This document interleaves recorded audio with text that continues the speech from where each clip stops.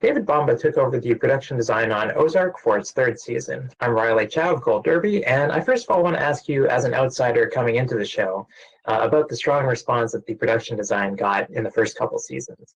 The first was nominated at the Emmys opposite American Horror Story, The Handmaid's Tale, and Twin Peaks. And those are all very obviously stylized shows. So it seems like it'd be very easy to take the kind of contemporary look of Ozark for granted. So how has it been able to stand out? There were some new story elements in season 3, which actually was the reason I wanted to do the show.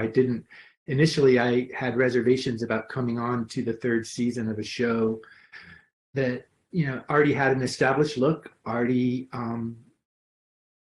had established sets. And yet when I interviewed with Jason Bateman and then later on met with the showrunner and the writer, Chris Mundy, the showrunner, and the writers in the writer's room, I was really jazzed and excited about designing what they had written. There was a whole new element with the casino that had been built or that had been bought, the casino boat that had to be, turned into a casino. And then there was a whole other character and world that was introduced by the Mexican drug cartel, Navarro. And so that was exciting for me. That was the challenge. And so, that's what kind of got me on board. Now, when I see something like the Missouri Belle on television, I assume that it's like all part of a studio set that they've used trickery to make it look like it's an actual boat. Are you saying that that actually was a boat that you were filming on? At the end of season 2, they had a groundbreaking for a boat. The exterior of the boat is a real boat. It lives at Stone Mountain, which is a park. There's a lake, and at one point in time, this boat was used kind of as an attraction, and it floated around the lake, and ladies were dressed up. Actually, our accountant was dressed up in a hoop skirt, pointing out different points and elements of the park. The interior of the boat, the interior of the casino was built on stage. We built the interior of the casino and kind of the supporting elements that are represented at the actual location where the boat is. We built that out as well, but the exteriors of the boat and approaches to the boat and approaches into the casino were done on location at Stone Mountain. And then the interior, Marty's office, the Missouri Belle, the casino itself, the bar, and the kind of the entrance into the casino was all built on stage. Now, the third season felt to me like it was a bit less blue and a bit less dark than the previous seasons.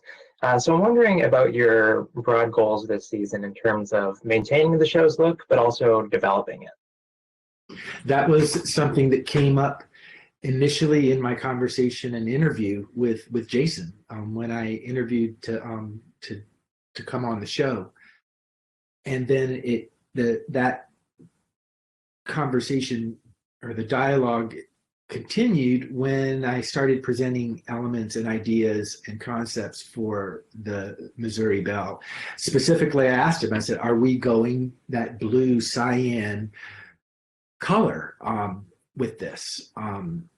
And he said, absolutely not. He goes, I want to introduce a new element. This is supposed to be brand new construction, brand new casino. So let's introduce some other, a pretty strong contrast palette wise. And so we went with a red and a gold theme for the color in the palette. And as well, when Navarro was introduced, Navarro is in Mexico, and that was scripted as a rural estate. And my immediate thought, I had worked years ago on a period film in Mexico, and I scouted all over the country and saw a dozen or more haciendas. And so when the script said rural estate, I immediately thought Navarro has a hacienda. He has taken over a hacienda, or his family had a hacienda, but that is his compound. And that, to me, where when I scouted Mexico, the areas where that resonated to me and that I thought would contrast well to the blue and the moisture and the lake of the Ozarks was something that was dry and something that was brown and dry. So the Navarro world is contrasted drastically in palette, in tan and earth, brown earth tones compared to the blue and the cyan of the look of the show. I'm wondering how you approach something like the kind of torture pit, so to speak, of the Navarro estate, where I can't imagine that there is too much description of that in the actual script. So how do you go about designing something like that? Again, that came directly from scouting in Mexico. These haciendas were compounds. They were kind of like a city center for these huge rural farms, ranches, where there were like the city hub. And so the owner of the land, or the landowner, had this hacienda compound, and within it there was sometimes a chapel or a church. There were storerooms. There were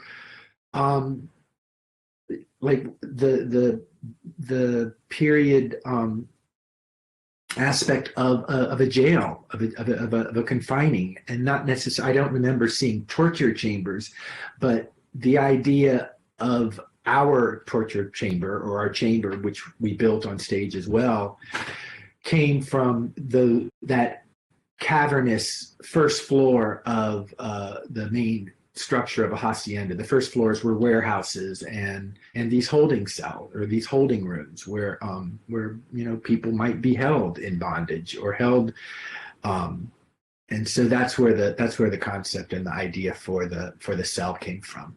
And we contrasted that, or it connected to a location that we found that served as the exterior for the compound. There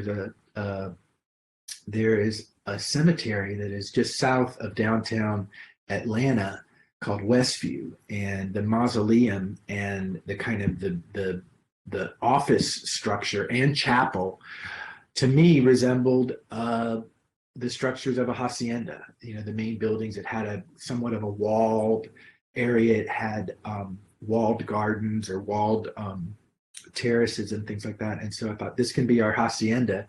We utilized the chapel as Navarro's war room, and then connected what I designed for the dungeon set, utilizing the stone textures that were existing there, and then connecting it with the spiral staircase that was existing. And that's how the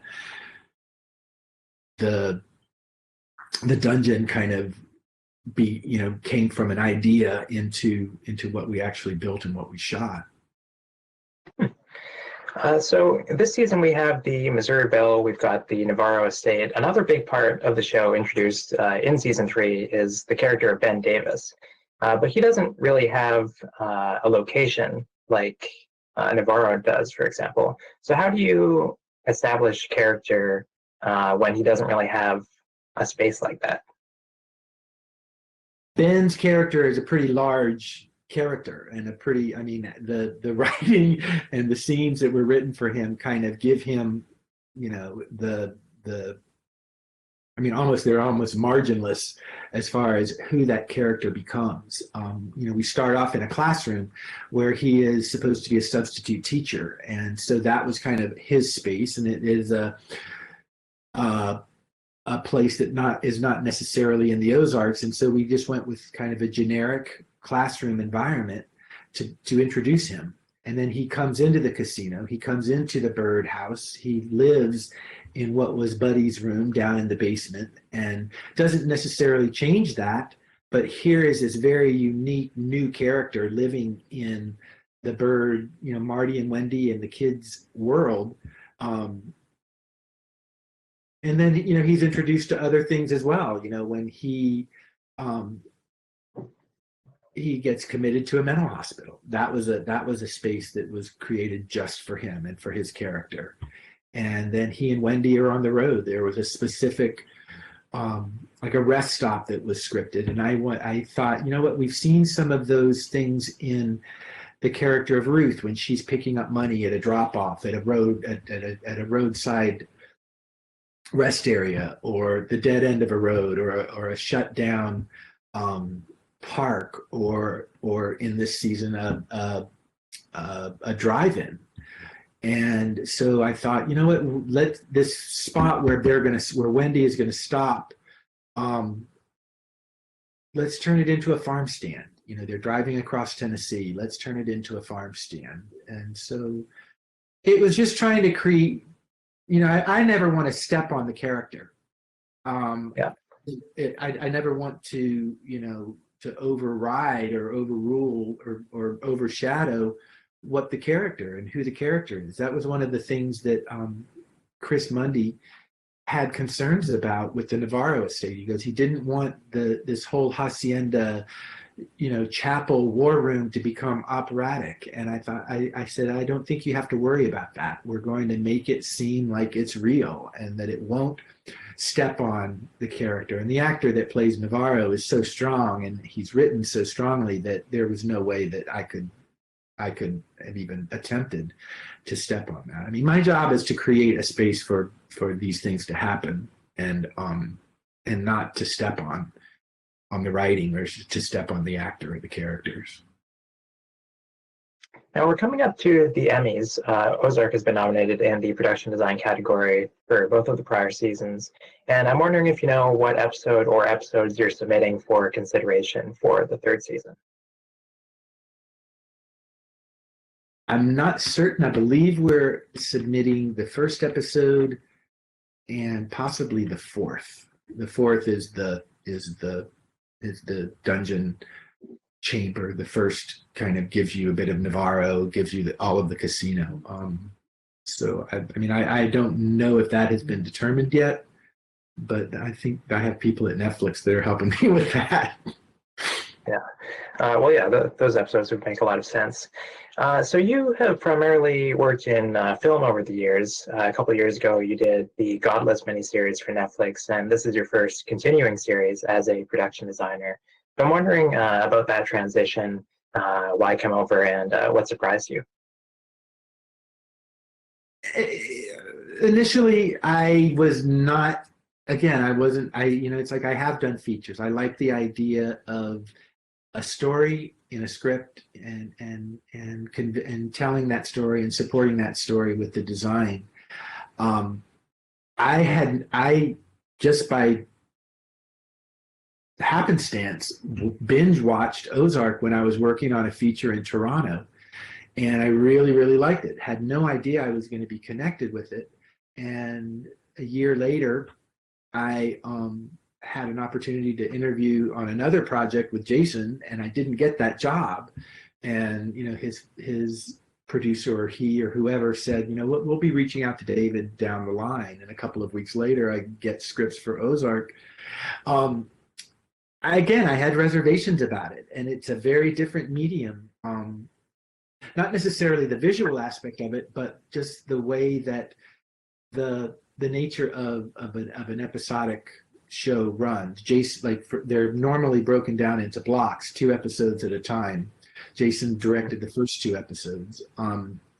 Then I had Shireen Davies, who directed the 3rd and the 4th episode, that block. And then it was broken. There was a single director, and then another single director, and then the final, what we call the mega block, was 4 episodes. You're dealing with different directors. Those prep periods and shooting periods overlap, and one of the things that I had to get accustomed to was sometimes when a new set would open up, I might be scouting with a new director or prepping on another show, so I would have to send an art director or an assistant art director to open up that set. There's an aspect, the lack of kind of closure of the process of starting design, concept, and then making it happen and then delivering it. There was a little bit of that in it. There's a little bit of disappointment in that when you're not able to kind of be there to like open up the set for the director and say, here you go, and have them receive it and respond to it. And if you need to make a change or tweak something, you can be there to do that. But Ozark was the perfect kind of episodic element to go into. It's so well written, so beautifully acted, and so popular. I mean, I just had to step up to the plate and make sure that I did as well as the other players that are involved with it. All right, and finally, as people might be rewatching the season now, are there any little Easter eggs that you would like to draw their attention to?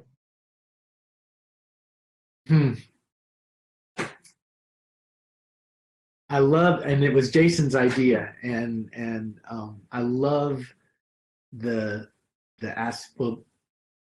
whole chapel idea at Navarro's estate was Jason's idea. I had initially shown him another room and another space for this war room, and then when we walked into the chapel, he looked at me and he said, you know, kind of just with his eyes and just with his expression, what do you think? And it was like, I was like, all on board. Let's go big with this. So when we introduced Navarro, at first he's outside in a terrace and on a phone call with Wendy, and Jason brought up the additional aspect of him having these two dogs. And so those dogs came back later on in the season. It's not necessarily an Easter egg. I just think it's a wonderful, wonderful addition to that character, and just kind of says something else about him. The Easter egg for me, I mentioned this roadside market was done kind of as an homage to my younger sister. It's called Amy's Roadside Market, and I did that to for my younger sister who isn't with us anymore, who maybe you'll get to see Ozark when she's up in the clouds. But I don't know. There's lots to look at, so just keep your eyes open. All right, we will. David, thanks so much for taking the time to chat. And to our viewers, you can make your Emmy predictions on goldderby.com and check out our YouTube channel for other Ozark interviews.